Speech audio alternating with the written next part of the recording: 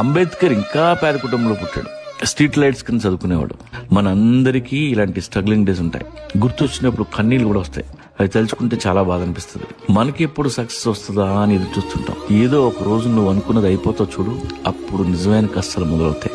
Success వచ్చినాకే అసలైన struggling days మొదలవుతాయి. ఎంప్లాయీగా ఉన్నప్పుడు హ్యాపీ, కంపెనీ పెట్టి చూడు డోలు తీరిపోద్ది. స్ట్రగ్లింగ్ డేస్ లో మాక్సిమం ఉంటే mess problem, room rent problem. అసలు ఈ కష్టాలే కావు. ఒక పూట తినకపోయినా ఏం కాదు.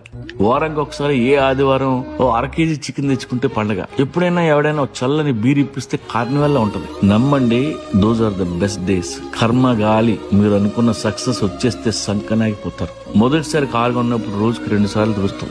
కారులో అన్ని ఫీచర్లు గుర్తుంటాయి. గీత పడితే తట్టుకోలేవు. అదే సక్సెస్ వచ్చినాక 5 స్టార్ హోటల్లో నువ్వు ఏం తింటున్నావో నీకు తెలియదు. పెళ్ళాం పిల్లలు ఎలా ఉన్నారో ఎక్కడ ఉన్నారో తెలియదు. కావాలంటే సక్సెస్ వచ్చిన అడగని చెప్తాడు.